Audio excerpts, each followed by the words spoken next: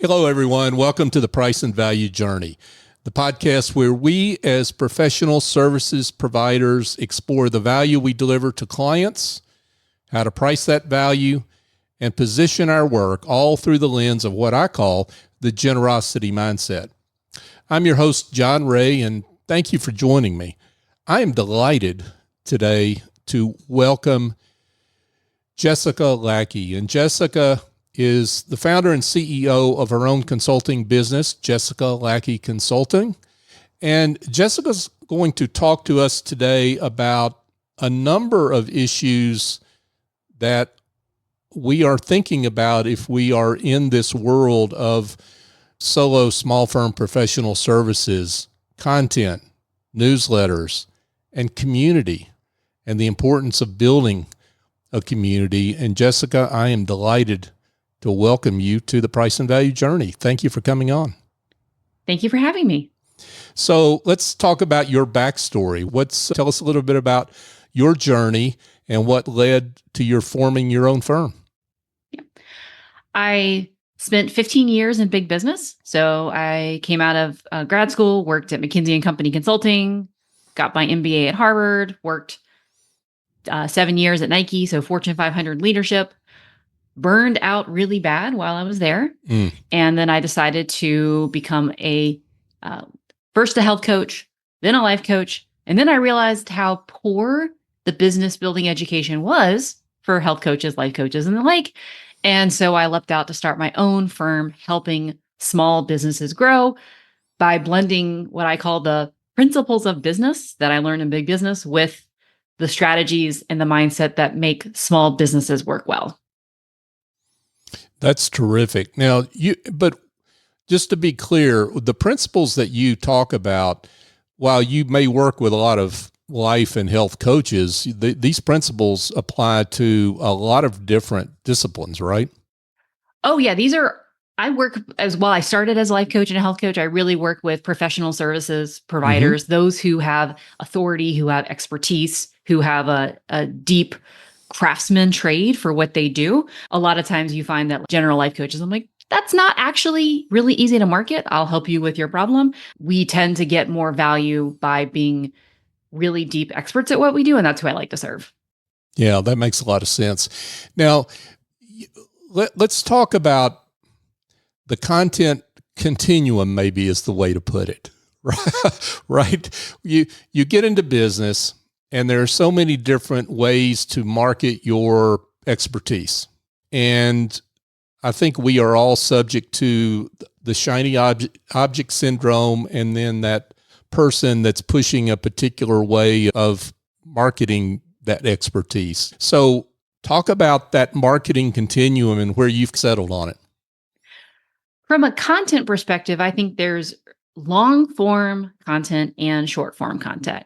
Long form content tends to be your podcast, your newsletter, your book, your master classes, things that require more than 250 words to form an idea. This is your pillar content. That's all on the long form side. The short form side is what I call the depreciating content that lives on social media. This is your reels. This is your short tweets or X's or whatever we're calling them now. It's the clips. It's the being viral on TikTok. And what most people come into, what I was taught is like, go short form, go volume, play the Gary V game. But for my clients and for me, I am firmly 100% in long form camp. I write to think so that I can write to think to write to think. And all that's to serve my clients better. But I'm 100% on the long form game. That tends to go with my business model where I'm serving through relationships versus serving through volume and traffic marketing. Oh, wow. A lot there. A lot of great stuff there. I think a lot of service providers think about writing long form content the way you think of maybe falling into a briar patch. They really, if I could use a Southern expression, they really do not want to spend the time to do it because it takes too long, quote unquote, and they are just concerned about doing other kinds of marketing that maybe they think more engagement faster, right? You said something in there about writing to learn and the benefit of writing to learn. Say more about that. Yeah, I started my newsletter partially for them, but really for me. I realized that as an expert, when I tried to write short, I just sounded like everybody else. I couldn't get into the nuance. I couldn't get into the specifics. I couldn't get into I see this pattern, but this and this. I couldn't do it in what would fit on an Instagram square. I couldn't do it what would fit in a LinkedIn post. So I started writing out my thoughts for me because I was like, this is what my clients are experiencing. There's the quippy answer, but then there's the next 1,000 words. How do I really think about this? I think in frameworks. I write in frameworks. But when I get past the very shallow answer, I have to be like, well, what do I really think? What are my clients really experiencing? What are the real patterns? And by going beyond like essentially conversational copywriting tactics, I had to really form my point of view. And if I didn't have an answer, I'd have to go find it. I'd have to go research and learn about it so I could be more well-informed. So when you start your business, is the newsletter the first thing you should start? Maybe.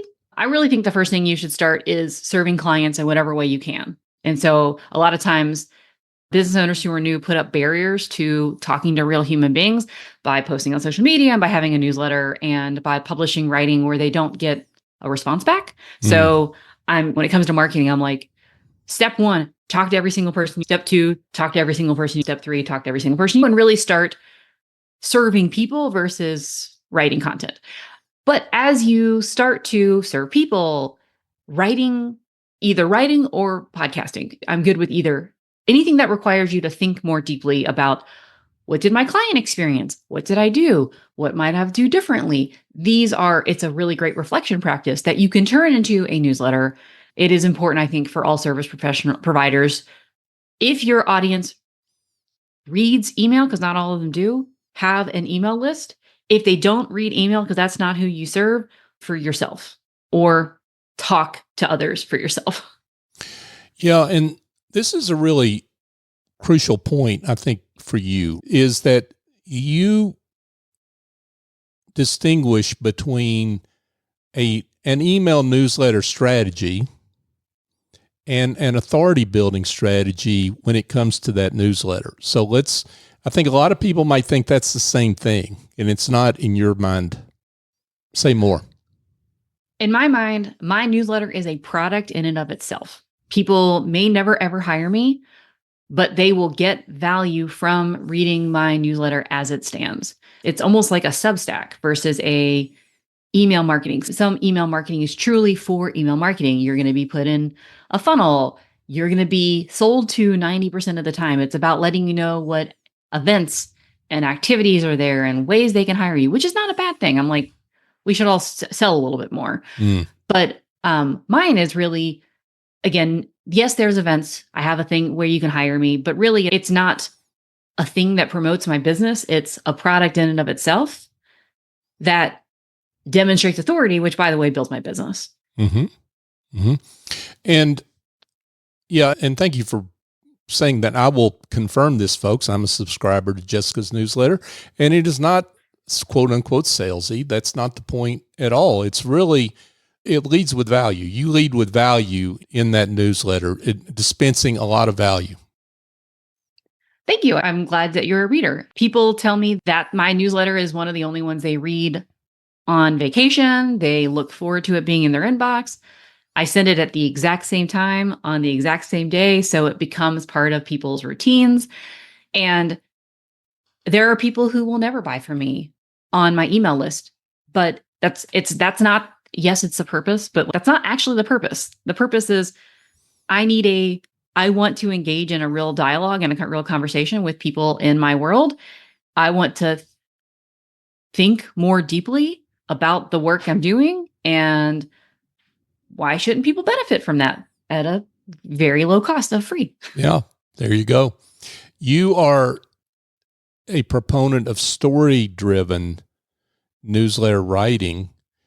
So talk about what that means for you. And it seems to me that's where the business about actually having conversations with people comes in, right? You can't have stories unless you're talking to people.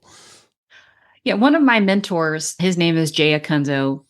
When AI burst on the scene last year, AI uses large language models, but we use a different LLM, little life moments. And so how are we taking stories and insights from our lives or with our clients and take the mundane and make it magical? How can we use our own experiences, but use the experience of our clients, or even books we're reading, or just being in life? And how do we take it relatable? A lot of what you find is like experts are like how to, and that works. But like a lot of what I want to do is be like, how am I thinking? How to think versus how to. And I think that's a more interesting way to think about it. It's more relatable.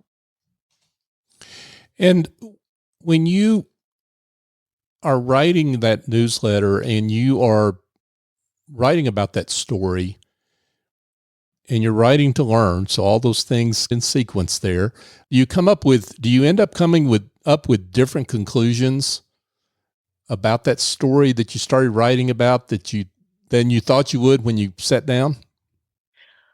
Yes and no. I'm always thinking 3 to 4 newsletters ahead of time about what I want to write and what I want to say. And I'm capturing the observations and putting together my thoughts about something. It always changes. Sometimes there's newsletters that sit on the shelf for a month because I'm like, I don't know what to say here. I don't know what to say here. I don't know have you seen the TV show Ted Lasso? Oh, absolutely.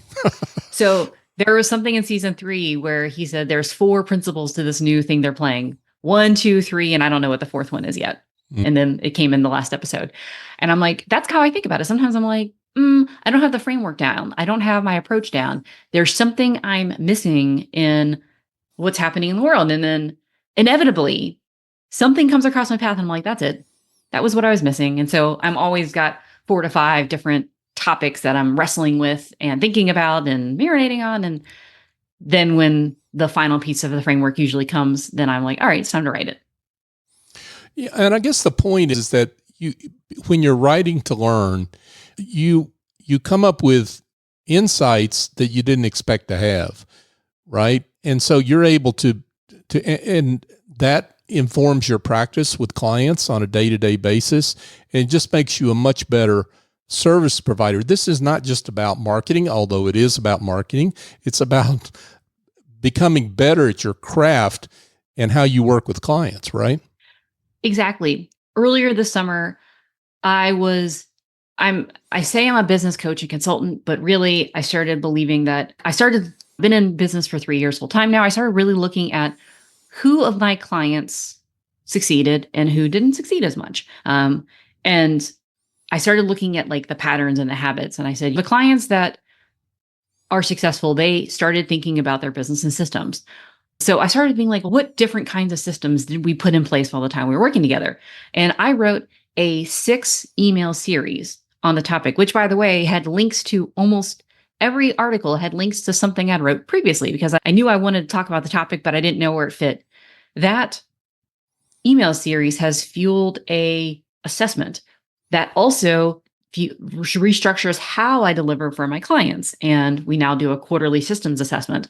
It informs the pathway. It informs the courses that I'm building and the tools that I'm developing. So it's not just a newsletter. That's the public facing way to push it out there. It's the public body of work that demonstrates my authority, but also pushes the bounds of how I think about it. Because I'm like, oh, I don't actually have any content on this particular topic. Well, where am I learning it from? Who am I learning it from? And that's the newsletter is the forcing function to get better at my craft and like recognize the patterns I'm seeing. So by the way, I can do better service for my clients, get them more results, be better at it, charge more money for it. Not that I want to raise my prices. I want to make sure the value I'm providing is as high as possible.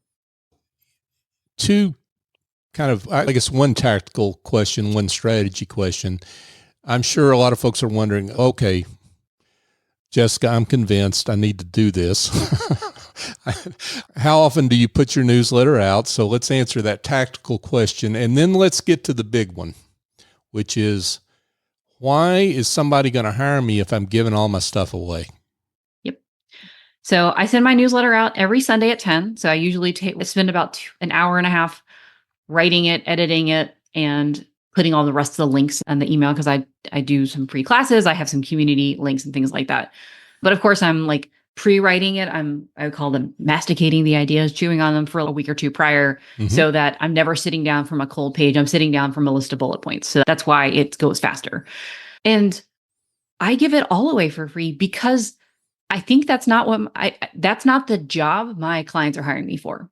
So my clients are not hiring them for the philosophies. They're hiring me to help them interpret it for their business. They're hiring me to help them focus. They're hiring me to help discern what approaches I'm writing about match their business. They're helping me they're asking me to help put them together a plan. They're asking me to help them implement that. We're inundated with what to do. We're inundated with what not to do. Now, I'm like, my clients call me the anti-gatekeeper because I don't gatekeep. I'm like, I will tell you the secret. And yet, if I use a weight loss analogy, it is not just calories in, calories out. I totally get it. There's lots of things like hormones and things like that. And I don't want to, but we all know that it's not about the knowledge. It's about the implementation. And it's not about the secret. There is no secret to this stuff. It's the practice of doing hard things over a long period of time and doing the right things in order for you and your business. And so they're not hiring me for the knowledge. They're hiring me for the implementation support and the personal connection. Yeah. And one thing I would imagine you subscribe to this way of thinking as well. One of the things I tell people, like they ask about, in my case, my book. And I say, if you want to get there the slow way, read my book. If you want to get there the fast way, you hire me, right? Part of it is speed. And the clients that really want to hire you folks are the ones that the book is great and they may read the book, but they really want to get on with it. They really want to build their business. And those are the clients you want to work with. Exactly. And like lawyers, it's not like, okay, they can understand your philosophy around things and your approach. But when it comes to drafting a partnership agreement, I guess they could go to LegalZoom, but they're going to go to you. And when it comes to creating a financial plan, yeah, they can listen to all the podcasts and all the books. But when it comes to someone sitting down, sifting through your unique financial materials and interviewing your clients, or you're collecting all your material and preparing a plan for you, that's priceless. You can't put money on that. Folks, we're chatting with Jessica Lackey Consulting is her firm, and we've been talking about newsletters. And one of the things, though, that really caught my eye about what Jessica's up to is community and community building. So let's talk about that piece of your work, Jessica, what you mean by that, because that's a broad term that we hear a lot of right now. What exactly do you mean by the importance of building community? I really believe that trying to do any of this work we're doing by ourselves in isolation is a recipe for getting really frustrated and feeling alone. I don't think we need to be in like forums, although that's interesting. But I do think we need to be in relationship with other human beings. I think we need to be talking about the work we're doing, supporting each other, and helping showcase each other as we grow. I think you grow fastest with peers. For me in my business, the way I build community is every month I teach a free business building class where people can come and join, and they connect with each other in the comments, and they get to see familiar faces. I get to give back. I spotlight people in my newsletter. If people have offers, I showcase them. I talk about them. I collaborate with my peers. Hey, I've done a couple newsletter takeovers. They've promoted me to their newsletters. It's really about not just referral networks, but really creating a relationship with people that allows them to feel supported and seen. Yeah, that's really the theme of, I think, where people are mentally today, right? Just in general. I'm not talking about building a business, but I think people are looking for community that, in a way, the pandemic has something to do with this, right? Where people had their footings were knocked around, and as they try to get back into figuring out what they want to do with their lives, sometimes they've gotten out of corporate and they want to build a business and build an authority-based business, but they are struggling around the issue of community. And what you're saying is create one.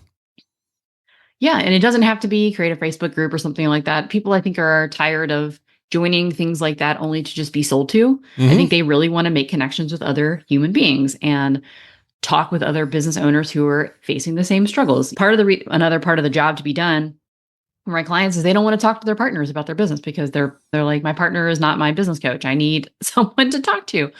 I think people are just tired of going through it alone. We're trapped. We are like a little bit in our houses, particularly if you work as a solo entrepreneur. You're like, I don't want to do this alone. I miss having people around me doing the same things. And so there's a real power in building community.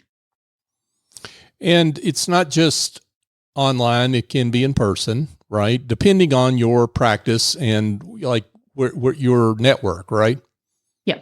And you can have communities of your peers. So I'm in a local business building group in Charlotte with a group of business owners who are not my target clients. They are local. We support each other. We have 4-hour monthly meetings to talk about business and we support, but like they're my peers. And then I have a lot of my online communities where they're my clients. And I think we sometimes forget that we can lead a community. We can be part of a community. We can participate in someone else's communities. But I think where it goes wrong is trying to monetize it and make it transactional. That no longer flies. I think you can join communities that are paid. A lot of times they're more curated because this stuff takes effort, right? If someone's going to curate a community for you, I like to pay them for the time and effort they're doing that. But I think it's the bait and switch that's not working. It's like, come join this for free. By the way, you're just going to get sold to. And that theme is really your business philosophy, whether it's newsletters or whether it's building community. It's about the generosity, pardon me for using that word, but it's on my mind. It's generosity first. And how if you just come at it in that spirit, people will respond to you. But I think sometimes we're scared that people are going to take what we give them and they're not going to hire us. When I started out, I used to be scared of that. And then I realized there's no comparison. There is a service provider who I just hired. While I feel like I've got great expertise in building relationship-based, service-based business, I don't know much about world of Facebook ads. I don't really write conversion copy. I don't really know how to do that. So when it comes to building a higher end education first company, which I'm sure I could figure it out, but like, why not pay someone? This guy I just hired, I just joined his group. I have bought his $100. I've read his free ebook. I watched his free video series. I think I've paid for 4 small, low ticket things because I'm learning and then I'm like, I need his help. I get it, but I want to flesh it out with somebody. I'm totally on board with his philosophy. Totally on board because he's giving it away at free or cheap. And then I'm like, okay, I'm just waiting for the time where I'm set in my business enough to be like, this is my number one priority. And then I hired him and he didn't have to sell me. There was no sales involved. I'm like, I appreciate his philosophy because he gives it away. I know what results he gets because I see them.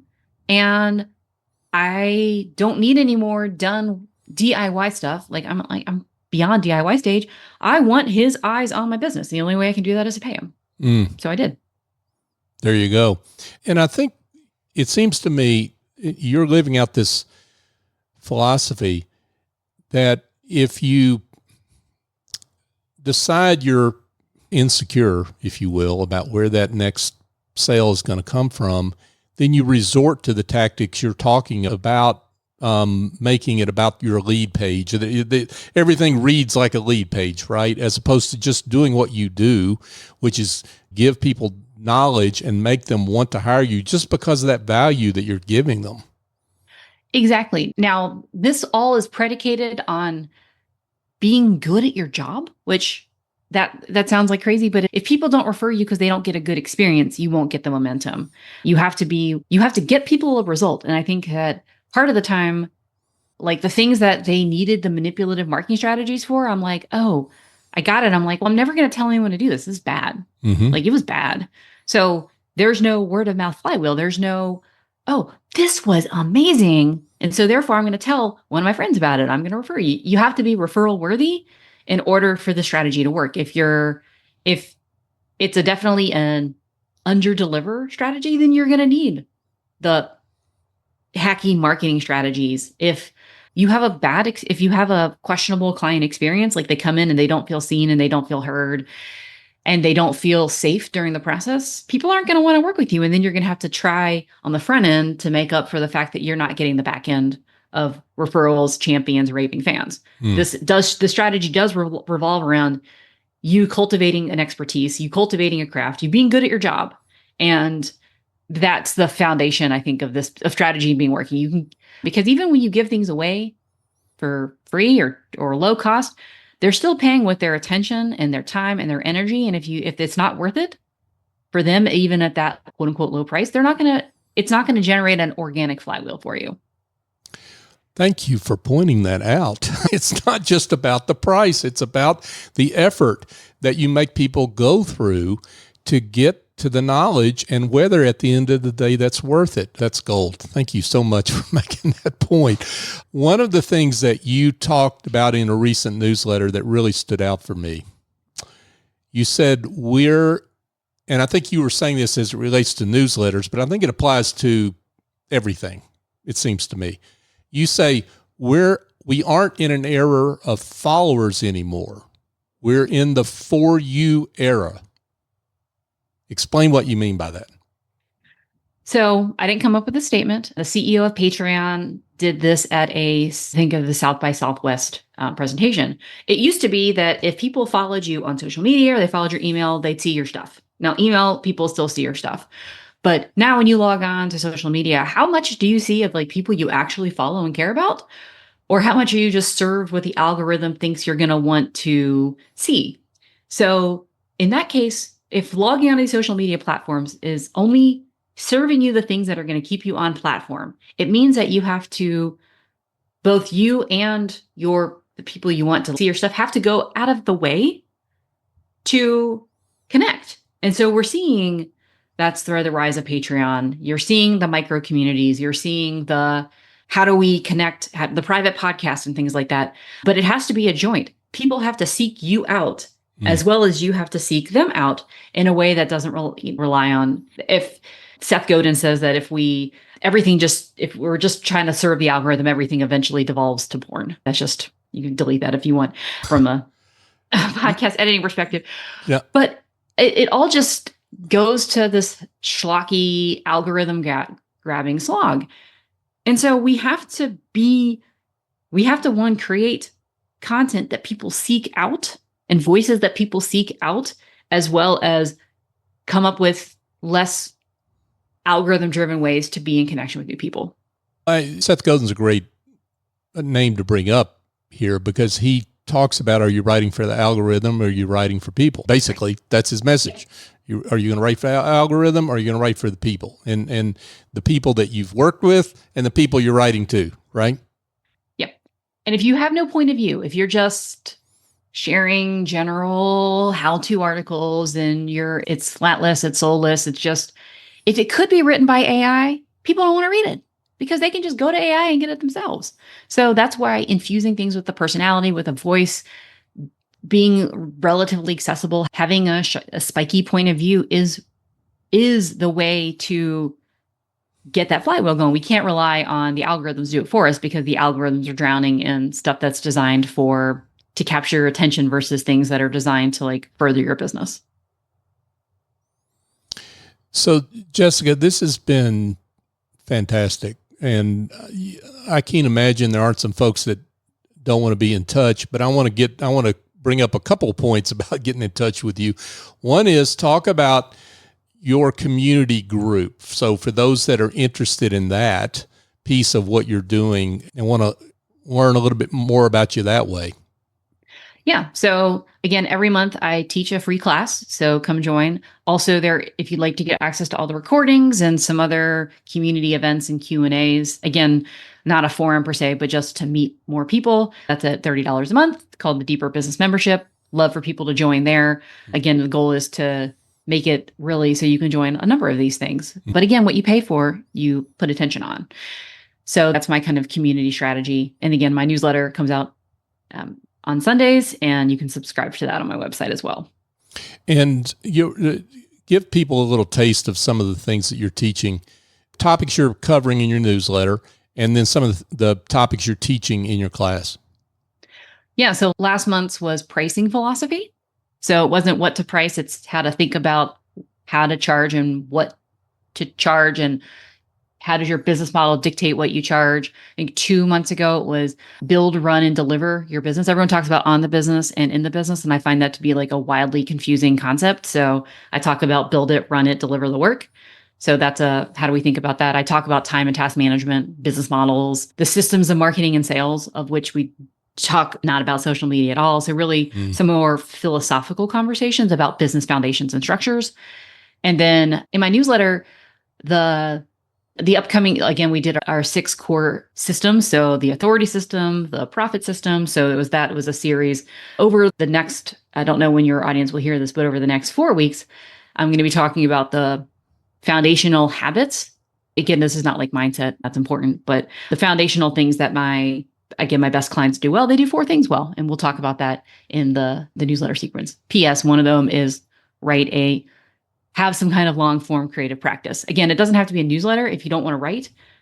That's why you can do a solo podcast, although I find it's very hard to talk for 20 to 30 minutes and not have something to say. To formalize and come up with your thinking about that takes a lot of time. But it's time well spent. It is time well spent. Yes, and it does take a lot of time. But folks, if you're listening to this episode several months after the fact or what have you, you can always go on Jessica's website and get in her community, and she's got what she just talked about, right? So what was upcoming has been saved for your benefit if you join her community. Jessica, this has been fantastic. Let's give folks directions to your website so they can find how to connect with you there. Yes, jessicalackey.com/welcome has links to my newsletter, community services, YouTube channel, and all the ways that we can work together. Terrific. Jessica Lackey with Jessica Lackey Consulting. Jessica, thanks again. Thank you. Hey, folks, just another thank you, and that's to you for joining us here on the Price and Value Journey. If you found this episode helpful, please share it with others that you know could benefit. And if you're not already a subscriber, you're able to do that on your favorite podcast app. If you'd like to connect with me directly, and if there's something about the show that you particularly liked, or particularly if there's something you didn't like, I want to hear from you. I'm not afraid to hear from you about that. john@johnray.co is my email address. If you're a consultant, coach, accountant, attorney, some other services provider, and you're struggling with the value that you offer clients, expressing that value, your positioning, business development, and your pricing, I've written a book that's just for you. It's called The Generosity Mindset, A Journey to Business Success by Raising Your Confidence, Value, and Prices. You can learn more about the book and find out where to buy the book at thegenerositymindset.com. On behalf of Jessica Lackey, I'm John Ray. Join us next time on the Price and Value Journey.